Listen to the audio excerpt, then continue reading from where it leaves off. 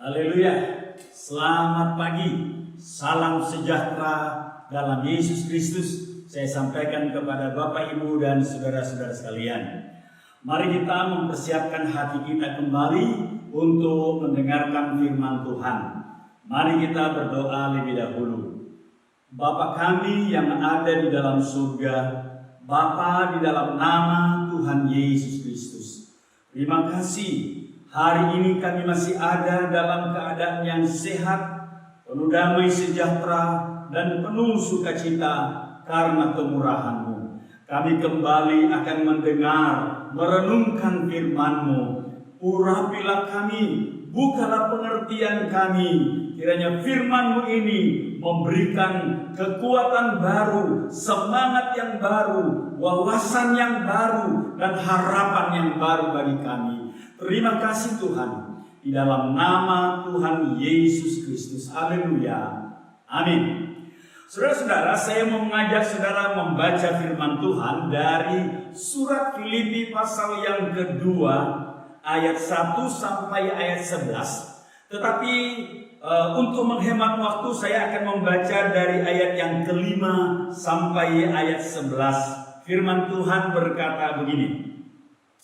Hendaklah kamu dalam hidupmu bersama menaruh pikiran dan perasaan yang terdapat juga dalam Kristus Yesus, yang walaupun dalam rupa Allah, tapi tidak menganggap kesetaraan dengan Allah itu sebagai milik yang harus dipertahankan, melainkan telah mengosongkan dirinya sendiri dan mengambil rupa seorang hamba dan menjadi sama dengan manusia. Dan dalam keadaan sebagai manusia, Ia telah merendahkan dirinya dan taat sampai mati, bahkan sampai mati di kayu salib. Itulah sebabnya Allah sangat meninggikan Dia dan mengaruniakan kepadanya nama di atas segala nama, supaya dalam nama Yesus bertekuk lutut segala yang ada di langit dan yang ada di bumi dan yang ada di bawah bumi, dan segala lidah mengaku Yesus Kristus adalah Tuhan bagi kemuliaan Bapa.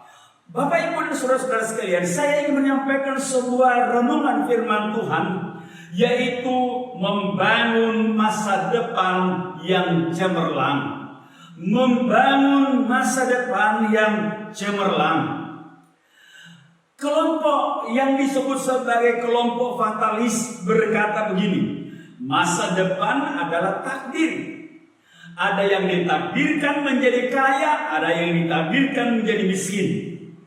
Mereka juga mengatakan masa depan itu adalah nasib. Kalau nasibnya baik, ya masa depannya baik. Kalau nasibnya jelek, ya masa depannya juga jelek. Tetapi ada kelompok lain yang namanya kaum optimis mengatakan hal yang sebaliknya dari yang dikatakan tadi. Mereka mengatakan bahwa masa depan itu diciptakan, masa depan itu dibangun, masa depan itu dikerjakan dari sekarang. Masa depan itu ada dalam tangan kita saat ini. Mana yang benar dari kedua pendapat itu? Kalau kita kembali pada teks kita tadi, saudara-saudara, maka keyakinan dari kaum optimis ini justru itu yang sesuai dengan firman Tuhan yang kita baca tadi. Ternyata bahwa masa depan itu dikerjakan, masa depan itu dibangun, masa depan itu dipersiapkan dari sekarang. Saudara-saudara, pembacaan kita tadi mau mengungkapkan bahwa jalan hidup Yesus selama 33 tahun di bumi ini itu memberi gambaran, memberi pelajaran, memberi contoh bagaimana kita harus berjuang untuk membangun masa depan sesuai dengan impian kita, sesuai dengan cita-cita kita, dan sesuai dengan harapan-harapan kita. Saudara-saudara, Yesus memberi contoh bagaimana membangun masa depan yang cemerlang. ada dua langkah yang dilakukan oleh Yesus di dalam teks kita tadi. Langkah yang pertama adalah keluar dari zona nyaman. Apa artinya keluar dari zona nyaman?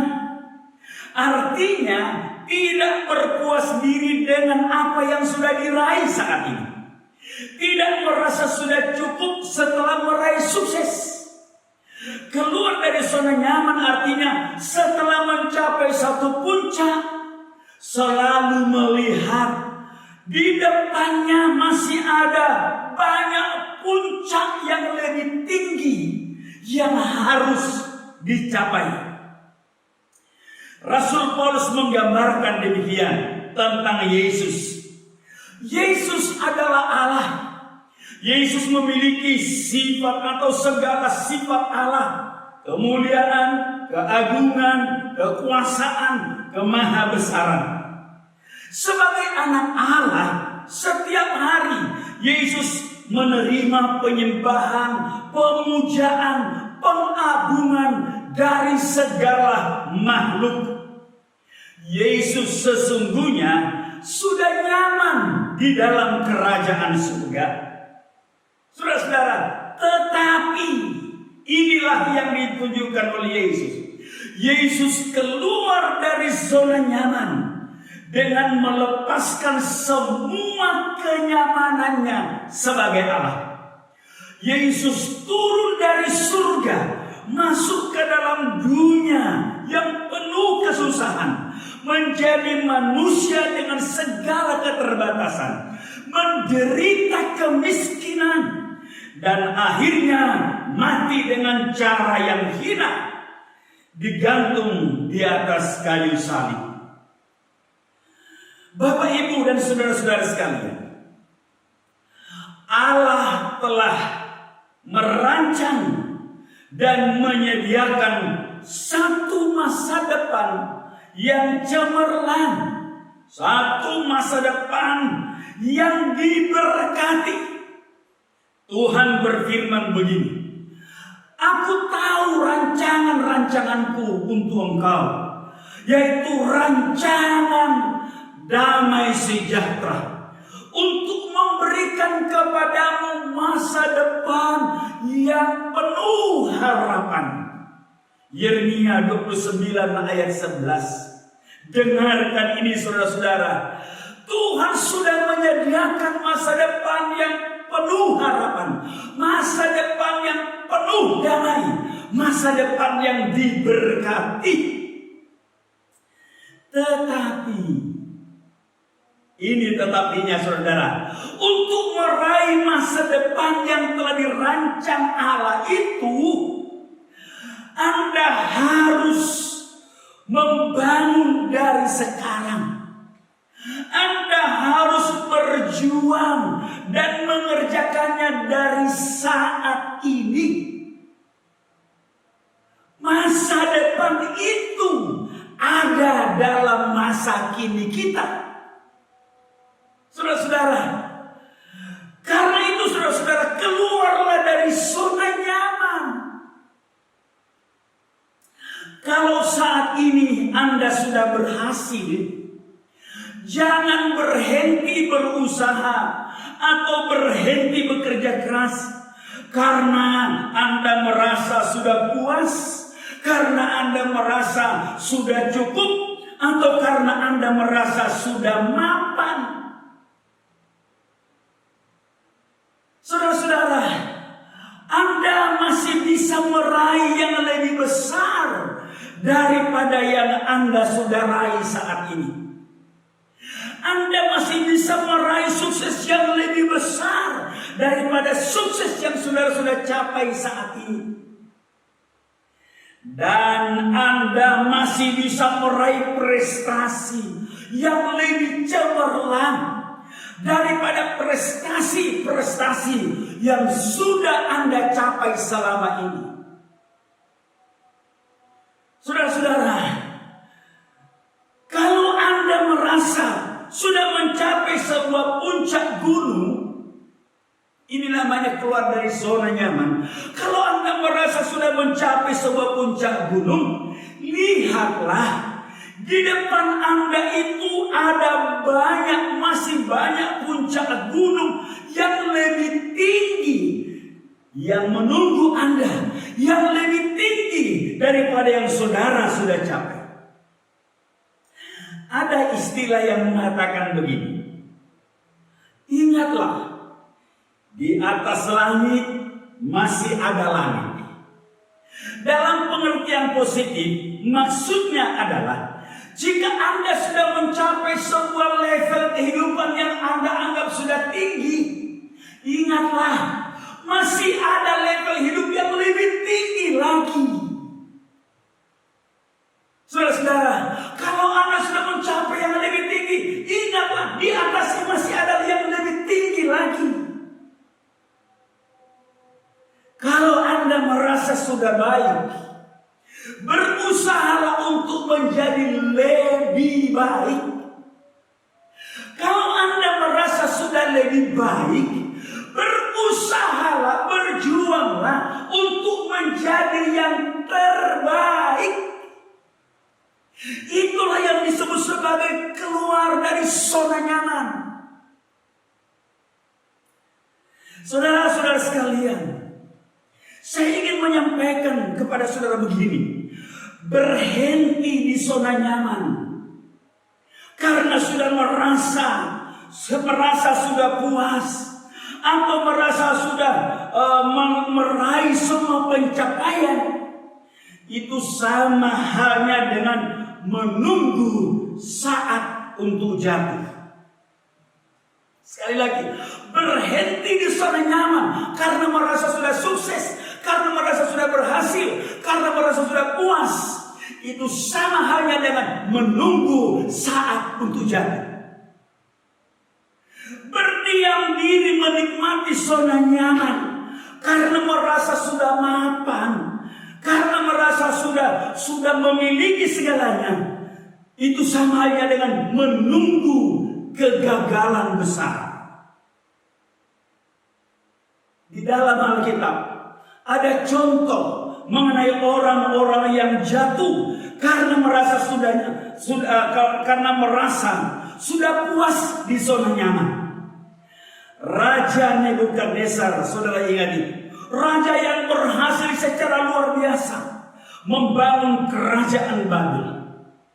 Tapi sayangnya, ketika dia sudah berhasil membangun kerajaan Babel, dia berhenti di zona nyaman itu. Dan apa yang terjadi? Kejatuhan itu datang kepadanya. Saudara, sebelum dia menikmati zona nyaman lebih jauh, Allah sudah datang dan turun menjatuhkan Nebukadnezar. Dijatuhkan ke tempat yang paling rendah dan paling hina, bahkan sederajat dengan binatang. Saya mau membacakan dalam kitab Daniel, dikatakan begini. Nebukadnezar berkata begini, bukankah Babel ini yang besar, yang dengan kekuatan kuasaku dan untuk kemuliaan kebesaranku telah kubangun menjadi kota kerajaan. Raja belum habis bicara ketika satu suara terdengar dari langit. Kepadamu dinyatakan, ya Raja Nebukadnezar, bahwa kerajaan telah beralih daripadamu. Engkau akan dihalau dari antara manusia, dan tempat tinggalmu akan ada di antara binatang-binatang di padang. Kepadamu akan diberikan makanan rumput seperti kepada lembu. Daniel pasal yang keempat ayat 28 sampai 33. Kita tahu semua itu. Ketika Nebukadnezar berhenti karena merasa sudah puas, maka datanglah kejatuhan itu. Dia diusir, dijatuhkan sampai tempat yang paling rendah. Oh saudara-saudara sekalian, orang yang berpuas diri dengan apa yang dia sudah miliki, diminabobokkan di zona nyaman, akan jatuh ke dalam penderitaan yang hina. Keluarlah dari zona nyaman dan bangunlah masa depan Anda. Perjuangkanlah masa depan Anda. Kerjakanlah masa depan Anda dari sekarang ini. Itu langkah yang pertama. Langkah yang kedua yang dilakukan oleh Yesus adalah setelah dia keluar dari zona nyaman, Yesus bekerja dengan etos kerja yang tinggi.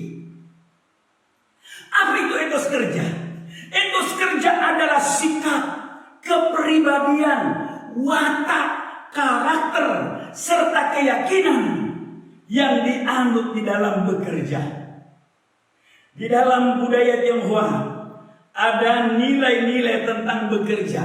Dikatakan begini, bekerja adalah sebuah kehormatan. Nah, karena bekerja adalah sebuah kehormatan, maka harus dilakukan, pekerjaan harus dilakukan dengan baik dan dengan penuh rasa tanggung jawab. Di ayat 7 dan 8, Paulus menjelaskan bagaimana etos kerja Yesus.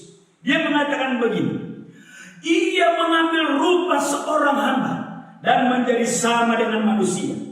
Ia merendahkan dirinya, taat sampai mati, bahkan sampai mati di kayu salib. Perhatikan etos kerja Yesus. Yesus bekerja dengan memposisikan dirinya sebagai hamba. Hamba itu bekerja dengan tekun, dengan setia, meskipun tidak diberi upah. Seorang hamba itu bekerja siang dan malam tanpa mengeluh. Yesus bekerja dengan rajin, dengan semangat dan dengan tekun. Yesus mengatakan, selagi hari masih siang, kita wajib bekerja. Selanjutnya Yesus juga menikmati bekerja. Dia mengatakan begini, makananku adalah mengerjakan kehendak Bapakku yang di surga. Yesus bekerja dengan tanggung jawab yang tinggi, yaitu mengerjakan semua pekerjaannya sampai tuntas. Bahkan Paulus mengatakan sampai tuntas, mati di kayu salib. Di kayu salib itulah Yesus kemudian mengatakan, sudah tuntas, sudah selesai. Semua pekerjaan yang harus dilakukan oleh Yesus sudah dilakukan dan tuntas. Yesus ditinggikan dan diberi nama di atas segala nama. Setelah Yesus keluar dari zona nyaman, kemudian dia melakukan pekerjaannya dengan etos kerja yang tinggi, bertanggung jawab, tuntas, penuh semangat, rajin, setia. Kemudian kepadanya Paulus mengatakan, itulah sebabnya Allah sangat meninggikan dia, mengaruniakan kepadanya nama di atas segala nama, supaya dalam nama Yesus bertekuk lutut segala yang di langit dan yang ada di atas bumi dan yang ada di bawah bumi, dan segala lidah mengaku Yesus adalah Tuhan bagi kemuliaan Allah. Perhatikan, saudara-saudara, 33 tahun Yesus bekerja dengan etos kerja yang tinggi, keluar dari zona nyaman. 33 tahun kemudian dia ditinggikan, dia dimuliakan, dia diagungkan. Bapak, Ibu dan saudara-saudara sekalian, masa depan itu bukan takdir. Masa depan itu bukan nasib. Masa depan itu bukan suratan. Jangan berpikir impian-impian impian atau harapan-harapan atau cita-cita Anda untuk masa depan yang cemerlang akan terwujud hanya melalui berdoa. Tidak. Jangan berpikir harapan, cita-cita, impian masa depan itu akan terwujud hanya dengan percaya pada Tuhan. Tidak. Jangan membayangkan masa depan akan terwujud seperti terjadinya sebuah mujizat. Hanya menyebut nama Yesus yang lumpuh bangkit, menyebut nama Yesus yang buta melihat. Tidak seperti itu tentang masa depan. Tidak. Masa depan itu dikerjakan. Masa depan itu diperjuangkan. Masa depan itu dibangun. Masa depan itu dipersiapkan dari sekarang. Masa depan tidak menjadi cemerlang hanya dengan Anda berdoa. Masa depan tidak menjadi cemerlang hanya dengan percaya. Masa depan bukanlah sebuah mujizat yang terjadi dalam sekejap mata. Tidak seperti itu. Masa depan itu dikerjakan. Masa depan diperjuangkan. Masa depan dipersiapkan dari sekarang. Ada harga yang harus dibayar sekarang untuk menikmati masa depan yang cemerlang. Harga yang harus dibayar itu namanya bekerja dengan etos kerja yang tinggi. Harga yang harus dibayar itu namanya keluar dari zona nyaman. Saudara-saudara sekalian, apakah Anda saat ini bekerja sebagai pegawai negeri?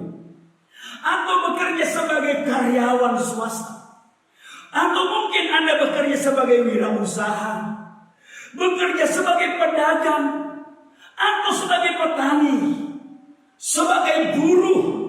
Atau bahkan mungkin sebagai pembantu rumah tangga? Bekerjalah dengan etos kerja yang tinggi seperti Yesus. Karena inilah jaminannya. Yang menentukan hasil kerja kita. Bukan soal apa jenis pekerjaan Anda. Tetapi soal bagaimana Anda mengerjakan pekerjaan Anda. Yusuf hanyalah seorang budak yang bekerja tanpa upah. Tetapi dia bekerja dengan etos kerja yang tinggi, kerja yang baik. Akhirnya dia menjadi penguasa di Mesir. Ruth hanyalah seorang perempuan yang hidup dari memungut bulir-bulir gandum yang terbuang dan yang dibuang orang. Tetapi karena Ruth memiliki etos kerja yang tinggi, akhirnya Ruth menjadi tuan tanah di Bethlehem. Daud hanyalah seorang gembala domba. Kita tahu cerita Daud. Dombanya berapa? Dalam sebuah cerita dikatakan domba Daud itu hanya 2-3 ekor. Artinya Daud menggembala. Sebagai seorang gembala dia juga miskin. Tetapi Daud punya etos kerja yang baik. Daud punya etos kerja yang tinggi. Saudara-saudara, dan karena etos kerjanya yang tinggi itu, akhirnya Daud yang selama ini diremehkan orang, selama ini dipandang rendah oleh saudara-saudaranya, tapi akhirnya Daud justru menjadi raja di atas 12 suku Israel. Dan dia menjadi raja 40 tahun. Rahasianya apa, saudara-saudara? Bagaimana Daud membangun masa depannya? Masa depannya tidak datang begitu saja. Dia membangun dengan sebuah cara kerja yang baik. Dia punya etos kerja yang baik. Ketika dia melayani Saul, sekalipun dia dikejar-kejar, mau dibunuh oleh majikannya, dia tetap sabar. Dan dia tidak mau melawan majikannya. Dia terus melakukan pekerjaannya. Pekerjaannya adalah menghibur Saul sebagai majikannya. Saul beberapa kali mau membunuh dia. Tapi Daud tidak pernah punya rasa penyesalan menjadi seorang pembantu Saul. Daud tidak pernah punya rasa penyesalan menjadi seorang pembawa senjata Saul. Dia punya etos kerja yang tinggi. Saudara-saudara, masa depan itu dikerjakan. Masa depan itu dipersiapkan. Jangan mengira bahwa dengan saudara hanya berdoa, siang malam berdoa, masa depan itu akan menjadi lebih baik. Tidak. Dikerjakan. Jangan mengira dengan membangun iman, percaya saja. Oh, rencana Tuhan indah, percaya saja. Tapi Anda tidak membangun, Anda tidak berusaha, Anda tidak bekerja, Anda tidak mempersiapkan diri dari sekarang. Itu iman yang kosong. Masa depan dibangun. Masa depan dibayar harganya dari sekarang. Masa depan yang indah itu dikerjakan dari sekarang. Harganya harus dibayar dari sekarang. Keluar dari zona nyaman. Bekerja dengan etos kerja yang tinggi.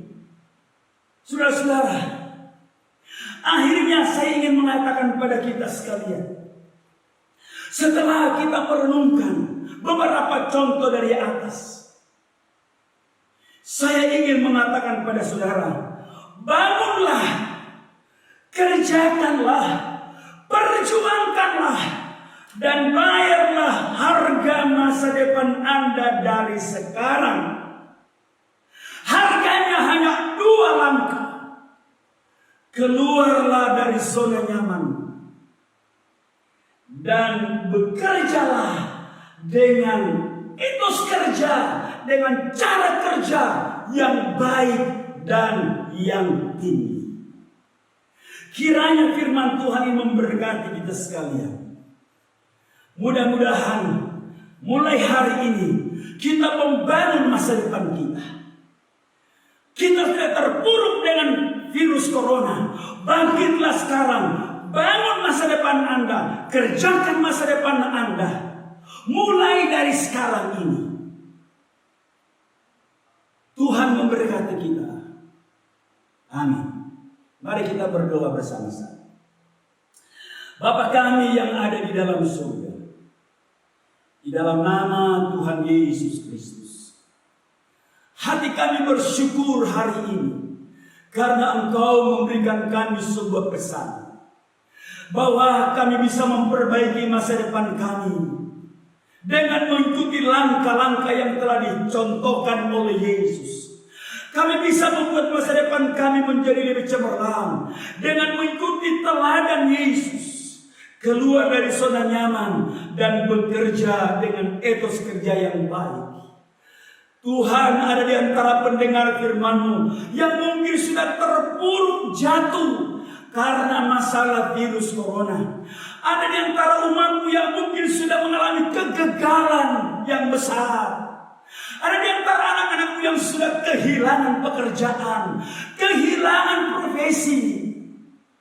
Tuhan, berilah Roh-Mu untuk membangun masa depan mereka kembali. Inspirasikan Roh-Mu ya Yesus untuk keluar dari zona nyaman dan bekerja dengan etos kerja yang baik. Sehingga umat-Mu, mereka yang mendengar firman-Mu ini, mereka memulai hari ini dan selanjutnya. Dan pada akhirnya kami akan melihat betapa firman Tuhan itu ya dan amin. Ketika kami sampai ke masa depan nanti, kami melihat berkat Tuhan, berkat Allah melimpah atas kami semua. Terpujilah nama-Mu Tuhan. damai sejahtera dan sukacita, serta selamat turun atas umatmu hari ini dan sampai selamanya. Di dalam nama Yesus Kristus kami sudah berdoa. Amin. Haleluya. Tuhan memberkati Bapak, Ibu, dan saudara-saudara sekalian. Sampai ketemu lagi minggu depan. Amin.